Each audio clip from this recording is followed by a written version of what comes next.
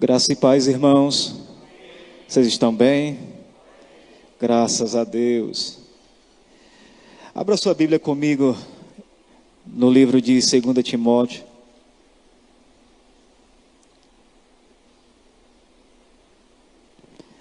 Livro de 2 Timóteo, o capítulo 2 é o texto da nossa leitura. Você já achou? 1 Timóteo, capítulo 2, deixa sua Bíblia aberta, feche seus olhos, curva sua cabeça, vamos orar. Pai, em nome do Senhor Jesus Cristo, nós estamos diante da Tua palavra, Senhor, com corações totalmente abertos e rendidos a tudo aquilo que o Senhor pretende comunicar conosco, mas também realizar, Senhor. Que a obra do Espírito Santo seja feita não somente em nós, mas através de nós, Senhor. E nós nos sujeitamos a tudo que o Senhor tem preparado para receber, Senhor, acatar em nossos corações e colocar em prática para que o fruto concernente, a semente que o Senhor deseja plantar em nós, Senhor, venha produzir louvores e glórias ao Teu nome, para que não somente nós sejamos edificados, mas para que outros também sejam alcançados, Senhor. Portanto, nessa noite, que a Tua voz possa repercutir muito mais do que aos nossos ouvidos, mas dentro do nosso íntimo, dentro do nosso coração, Senhor, para que sejamos conformados e moldados por Ti, para a glória do Teu nome. Amém e amém. 1 Timóteo capítulo 2, verso 1 diz assim: antes de tudo, pois, exorto que se use práticas de súplicas, orações, intercessões, ações de graça em favor de todos os homens, em favor dos reis e de todos os que se acham investidos de autoridade, para que vivamos vida tranquila e mansa com toda piedade e respeito. Isso é bom e aceitável diante de Deus nosso Salvador, o qual deseja que todos os homens sejam salvos e cheguem ao pleno conhecimento da verdade, porque há um só Deus e um só mediador entre Deus e os homens. Quem, irmãos?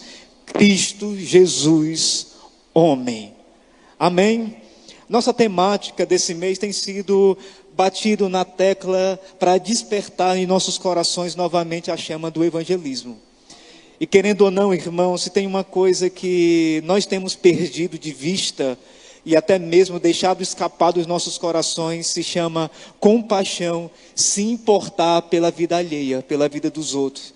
Eu não estou falando de intromissão, mas eu estou falando de literalmente você olhar para aqueles que estão à nossa volta, olhar ao nosso redor e ter não somente na mente dizer: ah, Senhor, que Tu venhas alcançar e ter misericórdia dessa gente, mas dentro do nosso coração ser tomado por uma angústia tal que não nos deixe conformados, não nos deixe acomodados a ponto de ver as pessoas caminhando a passos largos para o inferno e nós simplesmente ficar confortável por colocar a nossa cabeça no travesseiro e dizer: está tudo em paz comigo e com a minha família.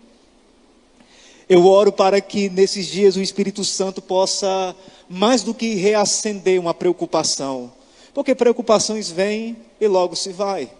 Geralmente quando a gente ouve uma mensagem sobre a questão de alcançar outras pessoas, a gente diz: eu tenho que alcançar mesmo outras pessoas.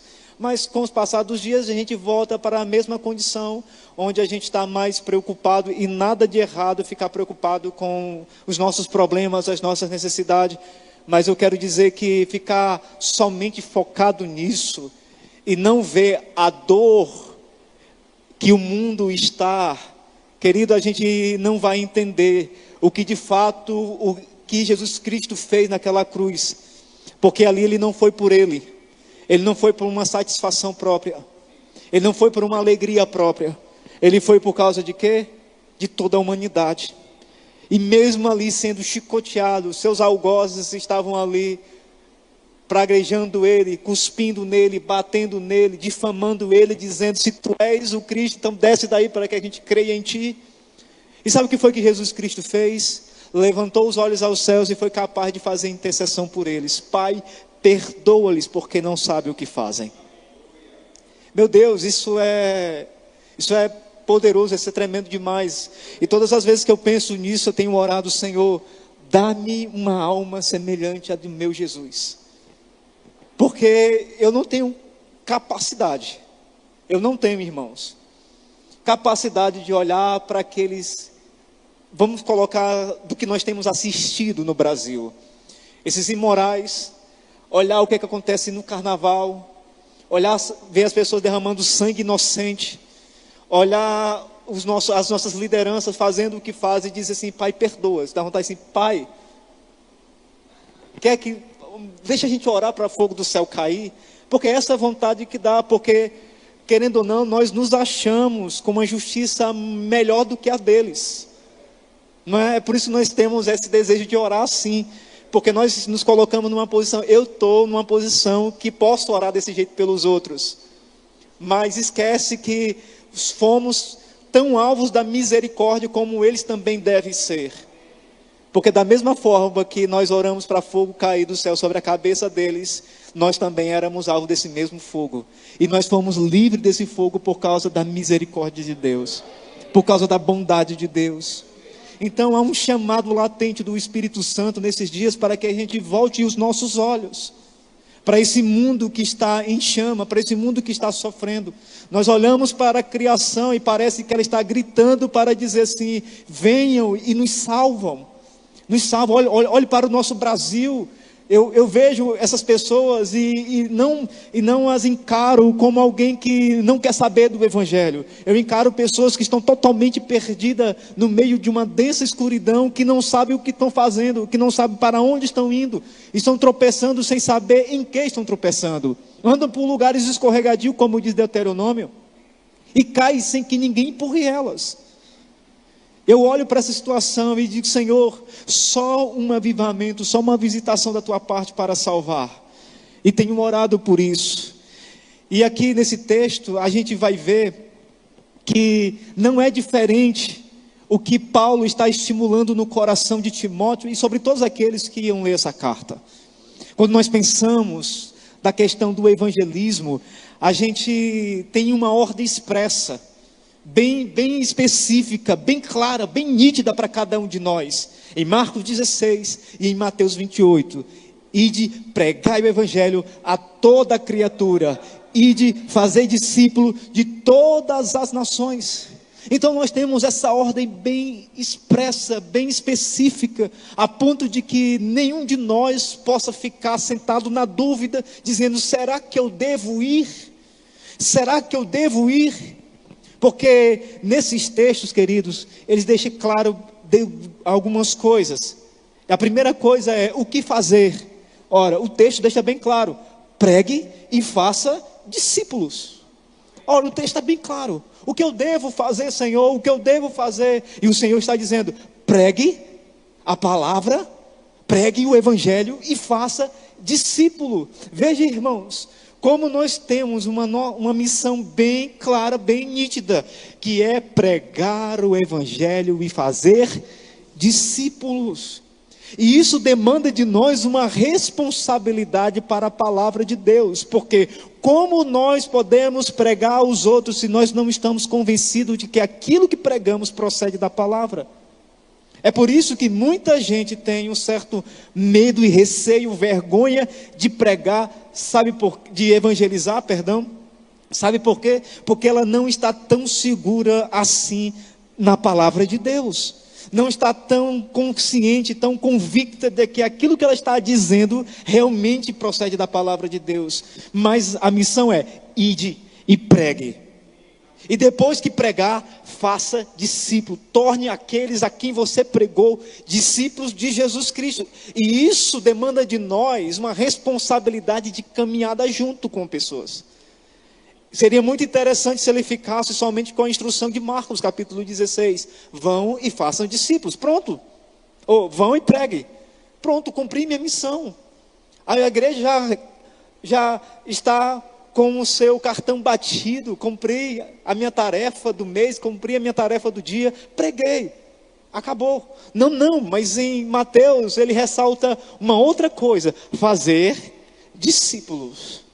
Depois que eu pregar, E depois que as pessoas ouvirem a minha mensagem e crerem em Jesus Cristo, eu tenho uma responsabilidade agora para com essas pessoas, fazer delas discípulos de Jesus. E para isso, demanda uma outra questão da parte da gente. O quê? Será que eu também sou um discípulo? Será que Cristo pode ser encontrado em mim e eu em Cristo? Porque eu não posso fazer discípulos se eu não sou discípulo. Os fariseus, o que Jesus Cristo disse a respeito deles? Ele disse, olha, vocês têm a chave do reino, vocês nem entram e nem deixam entrar aqueles que querem entrar. Vocês andam por aí, por todos os lados, para fazer prosélitos. E Jesus Cristo não mandou a gente fazer adeptos. A ponto de dizer assim, vai para a igreja. Vai para a igreja, como se afiliar-se a uma igreja fosse o suficiente. Dizer, já estão na igreja, graças a Deus, elas que se virem. Não, Jesus Cristo não nos chamou para fazer adeptos, nem prosélitos. E aí Jesus Cristo continua dizendo, e quando vocês conseguem fazer alguém, um prosélito, se tornar um judaizante, se tornam 2 vezes mais filhos do inferno do que vocês mesmos. Ou seja, vocês estão gerando pessoas à semelhança de vocês. Então, por isso que a importância de entendermos, somos discípulos, porque somente discípulos podem fazer discípulos. E aí, uma outra coisa que ele deixa claro, é onde? E ele diz, por todo o mundo, por todas as nações. Então, nós temos o que fazer, que é pregar e fazer discípulos. Aonde? Em todo o mundo, em todas as nações. E quando ele abrange aqui todo mundo e todas as nações, por acaso ele está deixando alguma parte de fora? Absolutamente não. E quando ele fala todo mundo, eu quero entender que é a todas as pessoas. E ele deixa bem claro também, a quem? A toda criatura, sem exceção. Até mesmo aquelas que você não gosta, aquelas que nós achamos que são merecedoras do fogo eterno. A essas devemos pregar, a essas devemos evangelizar. Então, está bem claro aqui que nós não precisamos de nenhuma revelação divina para entender o que devemos fazer, aonde devemos fazer e a quem devemos fazer. Nós não precisamos disso. Claro, possa ser que no meio disso tudo a gente receba da parte de Deus uma direção bem específica a quem ir ou aonde ir, mas isso não é uma regra.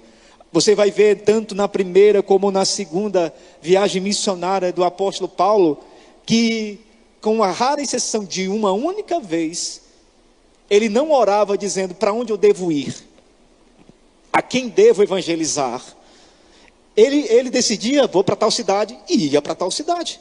E lá ele começava a pregar. Mas só houve um momento em que o Espírito de Deus, em Atos capítulo 16, a partir do verso 6, que ele tentou para a região da província da Ásia, e o Espírito de Deus o proibiu, impediu dele ir. Depois ele tentou para ir para a Betínia. Novamente o Espírito de Jesus Cristo impediu. E à noite veio um sonho, onde ele viu um varão macedônio dizendo, passa a Macedônia e nos ajuda. Então nesse momento ele recebeu uma direção bem específica, para onde ia, que povo ele deveria pregar. Mas no restante, não foi assim. Não foi assim. Então nós devemos ir. E se Deus quiser alcançar alguém de forma específica, uma região de forma específica através da sua vida, pode ter certeza que Ele vai falar com você. Eu estava ouvindo um testemunho de um rapaz argentino, jovem, muito jovem, se eu não me engano, eu acho que ele tinha uns 23 anos na época. Filho de um pastor de uma igreja bem grande na Argentina, e estava sendo treinado para substituir o pai, mas ele recebeu uma missão de ir para o Irã. Deus falou com ele para ir para o Irã ser traficante de Bíblia. Lá não pode entrar com Bíblia. Se pegar alguém entrando com Bíblia, cabeça rola. Agora você imagina o que é um jovem de 23 anos, confortavelmente bem, onde ele estava na igreja do seu pai, uma igreja grande, poderia futuramente estar liderando essa igreja, recebe um chamado para ir para uma nação onde o evangelho não é permitido, não é aberto para ninguém. E ele estava falando uma coisa que eu achei muito interessante. Ele disse, lá Todos aqueles que se convertem precisam aprender a ter uma sensibilidade além do natural ao Espírito Santo. Porque se abrir a boca para pregar o evangelho para a pessoa errada, vão morrer. E muitas vezes eles estão em alguns lugares reunidos para a oração e de repente alguém levanta e diz: tem alguém no shopping que está precisando e esse alguém é assim, assim, assim, assim, Deus mandou eu ir lá nessa pessoa. Foram lá um grupo de 3 pessoas e chegou lá, tinha uma pessoa exatamente como descrevia, como a pessoa estava descrevendo. E ela se aproximou e começou a pregar o evangelho para essa pessoa e ela se converteu. Claro, nós não estamos nesse contexto. Então nós não precisamos, Senhor, eu posso ir àquele ali, eu posso ir àquele ali. Você pode ir a quem você quiser, a quem você desejar.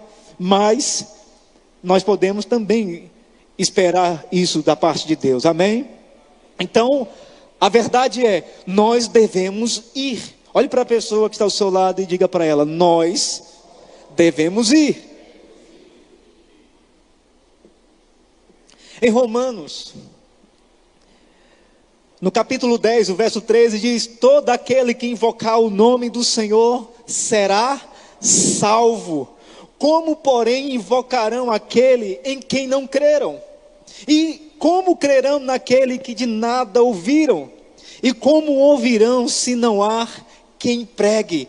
E como pregarão se não for enviado?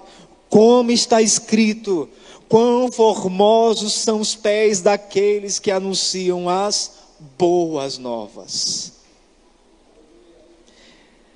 Então, irmãos, fica bem claro e evidente para nós devemos ir, nós devemos pregar, seja a quem for e aonde for. Mas antes de você regaçar a manga, se levantar da cadeira e dizer assim: eu estou pronto para sábado, eu quero chamar você para uma coisa que eu acho importante, que é o antes de ir. Eu acredito que nós damos pouca importância da preparação antes do evangelho, ou antes do evangelismo, ou antes de sair para pregar. O que é? A prioridade da oração e a conexão que ela tem em relação ao evangelismo. Veja só que o texto que a gente leu aqui em 1 Timóteo, no capítulo 2, Paulo, ele escreve essa carta ao seu discípulo que agora estava sobre a responsabilidade de liderar uma igreja inteira. E essa igreja, ela não estava passando por um período muito tranquilo, calmo, estava passando por um processo de muita turbulência, onde falsos mestres haviam adentrado a ela e perturbado muito essa igreja. Então estava uma igreja muito confusa. E ele escreve para aconselhar Timóteo sobre como ele deve proceder na sua liderança, como ele deve proceder de forma pessoal, como ele deve se relacionar com os mais velhos, com as mulheres, com as mais jovens, com os mais jovens, como ele deve tratar essas pessoas que estão pregando falsas doutrinas, heresias no meio da igreja. Como o Espírito Santo alerta sobre a questão dos últimos dias, como ele deve ordenar as pessoas na igreja, como ele deve tratar a liderança da igreja. Tudo isso ele vai escrever tanto na sua primeira carta como na sua segunda carta. Mas no capítulo 2, irmãos, eu gosto disso.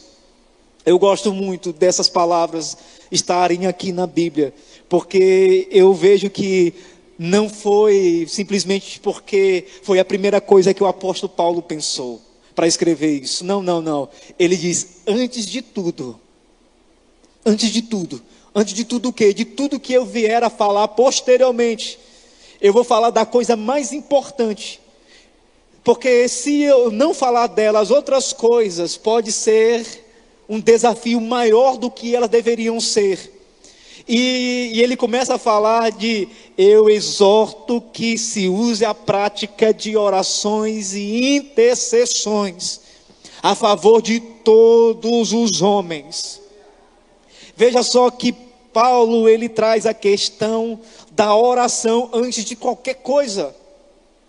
Ele mostra a prioridade que a igreja deveria ter, que Timóteo deveria ter para a oração, que a oração não era algo que deveria ser tratado com superficialidade, tratado algo como banal, como algo que deveria ser feito poucas horas antes de fazer alguma coisa, como geralmente nós fazemos. Quando temos alguma coisa importante, nós dedicamos apenas alguns minutos ou algumas horas antes de fazer essas coisas importantes. Mas a gente já não vem trabalhando a oração, com muita antecedência. Mas Paulo está falando, não é assim que se deve tratar a oração. A oração deve vir antes de qualquer coisa. Devemos olhar para a oração como algo não só importante, mas de suma importância. E o apóstolo Paulo, querido, ele tratava essa questão com muito zelo. Porque quando nós olhamos para o livro de Atos dos Apóstolos, se a gente for dar uma pesquisada e dar uma olhada com mais atenção, com mais carinho, a gente vai ver que a oração ela é mencionada no livro de Atos mais de 30 vezes. Mais de 30 vezes é mencionada a questão da oração, direta ou indiretamente. A importância que a igreja dava à oração. Se havia algum problema, como é que a igreja respondia? Com oração. Se algum irmão era preso pelas autoridades, como é que a igreja respondia? Ia para frente para os cartazes dizendo, solte os nossos irmãos, ei, vamos fazer aqui um movimento, bora fazer uma passeada, bora fazer uma manifestação. Não, o que eles faziam? Iam para a casa de alguém, se reuniam e iam orar. Se ameaçavam eles, dizendo, não podem mais pregar o evangelho. Como eles respondiam? Orando, com oração. Certa vez os apóstolos, em Atos capítulo 6, se depararam com uma situação em que poderia distraí-los na questão da oração, no negócio da repartição dos alimentos. E ele disse, nós não podemos se ocupar com essas coisas. Não que, queridos apóstolos, olharam para essas coisas e dizendo assim, nós estamos num nível em que nós não podemos fazer isso. Não é isso que os apóstolos expressaram aqui. Não é isso. É porque sobre eles pesava a responsabilidade de difundir o evangelho, plantar novas igrejas e preparar lideranças para essas igrejas. E se eles ficassem atarefados com essas coisas, essa missão poderia ficar comprometida. Então eles não queriam que a missão deles ficasse comprometida. Eles deveriam ir, pregar, espalhar as boas novas, plantar novas igrejas e estabelecer novas lideranças. E quando eles viram, eles falaram, nós vamos continuar, vamos perseverar na oração e na pregação. Mas veja que eles colocam primeiro o quê? Oração. Oração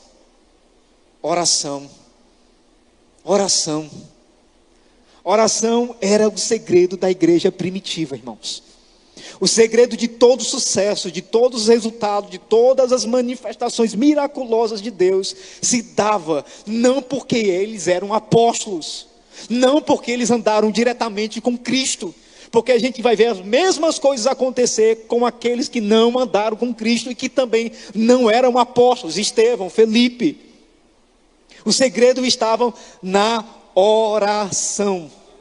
Na oração. Por quê? Porque eles viram isso através de Jesus Cristo. Jesus Cristo, ele era um homem de oração. O seu ministério, a sua vida de 3 anos foi pautada na oração. E tudo que ele realizou, ele não realizou porque ele era Jesus Cristo, o Filho de Deus, o Messias prometido. Ele realizou porque era um homem cheio do Espírito Santo. Ele era um homem que orava, se levantava alta madrugada para orar. Às vezes passava noites inteiras orando, para poder ministrar às multidões. E os discípulos viram isso na vida de Jesus Cristo e pediram, Senhor, Lucas 11, nos ensina a orar. Nos ensina a ter essa prática de oração. Querido, nós precisamos levar a oração mais a sério do que nós temos levado ultimamente. Tem que ser mais do que uma programação, irmãos. Tem que ser mais porque nós estamos diante de um desafio. Tem que ser mais do que simplesmente porque alguém nos convocou para fazer tal coisa. Não. A gente precisa entender que se nós queremos ter as manifestações do poder de Deus, quando formos evangelizar, e meu irmão, deixa eu dizer uma coisa para você, hoje, no mundo, na condição que nós estamos hoje, Veja quanta resistência nós temos à pregação do Evangelho. As pessoas não estão interessadas, não querem ouvir. Então eu digo para você que hoje, na condição que nós estamos vivendo, só um Evangelho com demonstração de poder de Deus poderá convencer essa geração. Somente assim. Palavras bonitas, até pode encantá-las, até pode emocioná-las, mas isso não vai fazer com que elas nasçam de novo. Porque, querido, vir para cá, para frente, ou sair nas ruas, aonde quer que for, para pregar o Evangelho, somente para emocionar as pessoas, elas vão ficar emocionalmente perdidas. Só. Vai dizer assim, legal a tua mensagem, tocou minha alma. Mas é mais do que isso, irmãos. É provocar um choque na pessoa. Quantas vezes eu não saí da igreja com a cabeça baixa, triste, com a tristeza de Deus, dizendo, meu Deus, eu preciso mudar. Meu Deus, eu preciso mudar. Quantas vezes depois de uma pregação não saí em silêncio, doido para chegar em casa e se ajoelhar e encarar Deus face a face e dizer, Senhor, me perdoa, muda o ser que eu sou, muda-me por dentro, do que simplesmente sair alegre e satisfeito com as minhas mazelas, com as minhas deformidades, dizendo está tudo bem, quando na verdade não está bem. Nós não podemos dizer para o pecador, vá em paz que está tudo bem. Nós não podemos dizer isso para ele, dizer assim, ei, não está nada bem. Você precisa fazer as pazes com Deus. Nós precisamos disso. E é isso que essa geração precisa ouvir. E ouvir com demonstração do poder de Deus. Como o apóstolo Paulo declara, a minha mensagem, a minha pregação, ela não consiste em uma mensagem bonita, de retórica, rebuscada, inteligente, de palavras persuasivas, de sabedoria humana. Mas ela consiste em demonstração do Espírito Santo e de poder, para que a vossa fé não se apoie em sabedoria humana, mas no poder de Deus. Amém, irmãos? Então a oração deve ser a primeira e a mais importante das estratégias da igreja. Eu não devo pensar no como fazer. É importante a gente pensar no evangelismo criativo. Eu gosto dessas coisas. Eu acho muito legal de como atrair as pessoas, de como pescar as pessoas, de como chamar a atenção delas. Porque, queridos, nós não podemos ter as mesmas estratégias de 1000 anos atrás, porque as pessoas não são as pessoas de 1000 anos atrás. Não é verdade? Então a gente deve repensar na maneira de como nós estamos praticando o evangelismo. Sim, a gente deve pensar nas estratégias, mas essas coisas não devem ser a primeira coisa que deve ocupar-nos. A primeira coisa que deve nos ocupar é a oração. Não é, achei a estratégia, agora vamos orar. Não, vamos orar. Vamos orar. Eduardo Bounds, em seu livro Poder pela Oração, ele diz algo que eu acho sensacional. Ele diz assim, Deus não derrama o seu espírito sobre métodos. Deus não unge planos. Deus unge homens e homens de oração. Ele tem toda a razão. As estratégias para o mundo sempre foi e sempre será a mesma. O que, Lindoclé? Você cheio do Espírito Santo. Essa é a estratégia de Deus para o mundo. Amém? Eu acho que você não entendeu. A estratégia de Deus para o mundo é você cheio do Espírito Santo. Deus, Ele quer fazer com que você esteja sempre cheio, plenamente revestido com o poder do alto. Porque você, cheio do Espírito Santo, é a estratégia para alcançar esse mundo. Agora, irmãos, Paulo, ele nos exorta para nos enchermos do Espírito Santo. E se ele nos exorta para nos encher do Espírito Santo, então também pode ser que sejamos capazes de estar nos esvaziando. Se temos a ordem, enchei-vos. Se uma vez que fomos cheios, sempre cheios, não haveria necessidade de ele dizer, encham-se do Espírito Santo. E todos vocês já sabem que várias vezes nós já em favor dos reis e de todos aqueles que se acham investidos de autoridade, para que vivamos vida tranquila e mansa, com toda a piedade e respeito, porque isso é bom. Isso o quê? Orar, interceder por essas pessoas, e aceitável diante de Deus nosso Senhor, porque esse nosso Deus, nosso Salvador, deseja que todos os homens, quantos homens? Todos os homens sejam salvos. e chegue ao pleno conhecimento da verdade. Veja que ele está falando, antes de tudo eu os exorto que vocês preguem a todos os homens, a todos os reis, a todos que estão investidos de autoridade, porque isso é bom e agradável diante de Deus. Ele não disse isso, ele disse, orem, intercedam, orem, intercedam pela salvação dos homens. Novamente, em seu livro, Edward Bounds, ele diz o seguinte: aquele que não aprendeu a falar com Deus sobre os homens, não estará preparado para falar com os homens sobre Deus. Traduzindo, o que ele está dizendo: se nós não somos capazes de estar intercedendo a Deus em favor dos homens, nós também não deveríamos ir falar de Deus para os homens. Eduardo está focando aqui que nós devemos estar diante de Deus, rogando ao trono da graça, que alcance o coração dos homens, que eles se convertam. E Paulo condiciona isso, a intercessão, dizendo, orem, intercedam. Por quê? Será que Paulo estava falando de alguma coisa que ele só tirou da cabeça dele, uma teoria? Não, irmãos. A gente vai ver em Romanos, no capítulo 10, verso 1, quando ele diz o seguinte: irmãos, o desejo do meu coração e a minha súplica diante de Deus, em favor deles quem? Os judeus, é que eles sejam salvos. Paulo não só pregava, Paulo não só tinha um zelo, tinha paixão de pregar a essa gente, não. Paulo, ele diz, o desejo do meu coração e a minha súplica. O que é súplica? Senão alguém que chega diante de Deus e praticamente grita, esberra, levanta sua voz, dá um tom de alguém que está desesperado por alguma coisa. Esse era Paulo, e literalmente ele estava. Paulo, ele era um homem angustiado por dentro. Angustiado porque quando ele olhava para os seus irmãos, ele os via perdidos. E se a gente for voltar no capítulo anterior, no capítulo 9 de Romanos, já no verso 1, ele vai falar, irmãos, eu tenho uma consciência diante de Deus e não minto, que o meu desejo era que de alguma forma Deus me considerasse maldito, separado de Cristo, para que eles fossem salvos.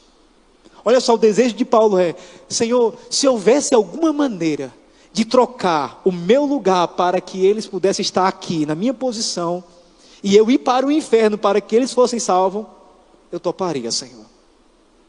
Eu toparia. Mas como isso não é possível, mas se fosse, eu toparia, para que eles fossem salvos.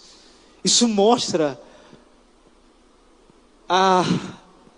o zelo, o interesse, mais do que uma mera preocupação. Mas alguém angustiado, eu fico imaginando quantas vezes Paulo não conseguia dormir por causa dessa angústia. Quanto tempo Paulo devotava assim a oração, dizendo, Senhor, salva o meu povo, Senhor, eles são descendentes de Abraão, lembra da promessa, lembra da aliança que o Senhor tem com os nossos pais. Eles são os herdeiros dessa mesma promessa, o Messias veio para eles, Senhor, abra-lhes os olhos, Senhor, que eles aceitem a mensagem do Evangelho de Jesus Cristo. E quando Paulo ia, recebia pedrada, recebia perseguição da parte deles, mas alcançava muitos deles. Mas o zelo de Paulo era, a minha súplica é para que eles sejam salvos, a minha súplica é para que eles sejam salvos, irmãos. Mas por que nós devemos considerar a oração tão importante assim? Irmãos, nós não podemos ser presunçosos. Nós não podemos ser presunçosos e desconsiderar, em irmos sem considerar os desafios que é evangelizar. E só falar algumas coisas, algumas palavras bonitas e voltar, beleza. A gente pode ir de qualquer forma. Mas ir sem considerar realmente quais são os desafios e qual é a realidade do povo que nos espera, então a gente deveria dar muita importância à oração. Muita importância, muita importância. Eu não lembro se é Hudson Taylor ou Adoniran Judson, é um dos dois, missionário na China, na verdade Adoniran Júnior, missionário na Índia, eu acho que é Adoniran. Ele foi sentindo um zelo no coração, peso no coração para alcançar os indianos. E ele foi, vendeu tudo que tinha e partiu para a Índia. Ele começou a pregar, e ninguém se convertia, ninguém aceitava a mensagem, ninguém. 3 anos sem que ninguém se convertesse, sem que ninguém aceitasse. Ele disse: meu Deus, o que eu estou fazendo de errado?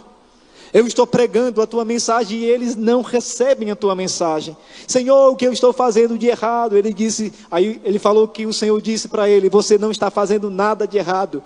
Na verdade, você está deixando de fazer o que é certo. Ele disse: o que, Senhor? Ore. Ore para que as prisões se abram. Ore para que as cadeias se quebrem. Ore para que a cegueira seja dissipada. E ele começou a entrar noite após noite adentro de oração e jejum em favor dos indianos. Em favor dos indianos. Depois de 3 anos pregando, orando e jejuando, ele conseguiu ganhar a primeira pessoa. E hoje, para alguns estudiosos, historiadores, Adoniran Júnior se tornou um dos mais importantes missionários para a Índia. Da mesma forma, a gente pode falar aqui de David Brainerd. Um jovem de 21 anos, sentiu um forte desejo no coração de evangelizar os índios peles vermelhas. E naquela época, os índios peles vermelhas, se você entrasse nas suas aldeias, você literalmente seria recebido de uma forma muito bonita, com uma flechada no peito. E o David Brainerd foi. E ele pregava, só que ninguém entendia, porque ele não falava a língua dos indígenas. E muitas vezes ele saía à base de flechadas de lá. Mesmo no inverno, ele passava a noite inteira exposto ao frio, orando pelos peles vermelhas. Orando pelos índios. Orando pelos índios. E isso o matou. Com 29 anos de idade, com tuberculose, de tanto ficar exposto ao frio, orando pelos peles vermelhas. Mas, quando ele entrava nas aldeias, mesmo que os índios não compreendessem a sua fala, eles caíam prostrados, chorando. Como pode, irmãos? Como pode, irmãos, alguém cair prostrado sem entender a tua língua? Só Deus. Só Deus pode fazer isso. Então nós não podemos considerar os desafios. Qual é o nosso desafio? A primeira coisa que eu quero ressaltar para você é a condição dos homens. A Bíblia vai dizer que os homens são cegos espiritualmente. 2 Coríntios capítulo 4, verso 4. Tem o seu coração endurecido. Romanos 2, 5. São ignorantes, insensíveis. Efésios capítulo 4, verso 18. Incrédulos e rebeldes. 2 Tessalonicenses 2, 10 ao 12. E a segunda coisa que é um grande desafio para nós é os demônios. Em Mateus capítulo 13, 19, vão dizer que os demônios eles roubam a semente para que as pessoas não creiam e não sejam salvos. Mateus capítulo 17, verso 1, Jesus vai falar que existem castas de demônios que não se expulsam, a não ser pelo jejum e oração. Pode ter certeza, irmãos, que dentro da igreja talvez você não encontrará esses desafios, mas quando você for para fora, provavelmente você vai se deparar com desafios tão grandes como esses. E se a gente não estiver devidamente preparado com uma vida de oração, com uma vida de jejum, pode ter certeza que a gente vai bater, e a gente vai voltar frustrado porque a porta não se abriu. E os resultados não se manifestaram. Em Efésios, eu acho isso aqui muito interessante. Em Efésios, Paulo descreve exatamente a igreja que Timóteo estava para liderar, a igreja em Éfeso. E vocês sabem como Paulo chegou em Éfeso, no capítulo 19 de Atos. Lá, qual foi o primeiro confronto que ele teve? Ele prega e aparece um endemoniado lá, e os filhos lá de Cefas tentaram expulsar, foram envergonhados, o demônio deu uma surra desses rapazes que tentaram expulsar. Essa notícia percorreu e as pessoas começaram a ouvir, de forma que o texto vai dizer que a palavra crescia poderosamente e prevalecia de tal forma que as pessoas que praticavam ocultismo vinham, pegavam seus livros e queimavam em praça pública. Olha só o embate que o apóstolo Paulo teve ao chegar em Éfeso. E se a gente ficasse só nisso, a gente dizer, poxa, o apóstolo Paulo chegou e teve grandes resultados. Mas eu acho interessante o que ele diz em 1 Coríntios, capítulo 15, verso 32. Pode colocar aqui na tela. Em 1 Coríntios ele vai dizer que em Éfeso, ele diz que lutou como quem lutava com feras. Agora você entende por que no capítulo 6 da mesma carta a Éfeso, ele vai dizer, a nossa luta não é contra a carne e contra a sangue, mas contra o principado, potestades, dominadores desse mundo tenebroso. Ou seja, Paulo estava dizendo, o que eu encontrei em Éfeso foi a mesma coisa de que me deparar, lutar com animais selvagens. Eu lutei com bestas feras. Claro que ele não estava falando de homens. Provavelmente Paulo estava falando aqui da luta espiritual que ele travou quando ele chegou nesse território.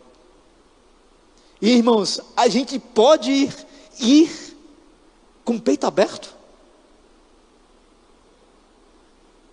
A gente não sabe o que nós iremos encontrar. Já pensou, irmãos? Você está evangelizando para alguém, e a pessoa começa a se entortar na tua frente. O que você faz? O que você faz? Não é, Laio? A gente teve uma experiência dessa na rua. Maleáveis, para que as forças espirituais da maldade saiam, batam em retirada. Aí sim, para que a palavra de Deus possa crescer poderosamente e prevalecer. E a gente ter uma grande colheita. E por fim, irmãos, pelo que devemos orar? Nós vimos a importância de orar. O porquê nós devemos orar. E agora, pelo que devemos orar? Eu quero deixar essas dicas para você. Primeira coisa que nós devemos orar é pelos perdidos. Nós devemos orar pelos perdidos. A segunda coisa é por oportunidades para pregar o Evangelho. Senhor, me dê uma oportunidade, abra uma porta. Colossenses capítulo 4, verso 3, Paulo pede para que a igreja orasse por ele, para que seja dada uma oportunidade. Deus abrisse as portas para que ele pudesse pregar o Evangelho. Sabe aquela pessoa que você está tentando ganhar, mas não vê abertura? Ore, Senhor, me dê ocasião de pregar para ela. Senhor, me dê ocasião. Terceira coisa, sabedoria e coragem para evangelizar. De não ficar intimidado por nada e por ninguém. Quarta coisa, por trabalhadores na seara. E quinta e última, pela igreja e pelo crescimento espiritual dos crentes. Novamente, pelos perdidos, por oportunidades de evangelismo, por sabedoria e coragem ao evangelizar, por trabalhadores e pelo crescimento da igreja e o crescimento espiritual dos crentes. Irmãos, não olhe para esse mundo e diga, está difícil. Eles não querem saber. Eles não estão interessados no Evangelho. Eu falo a mesma coisa que Jesus Cristo disse para os seus discípulos. Levante os olhos e vejam. Os campos já estão brancos para a ceifa.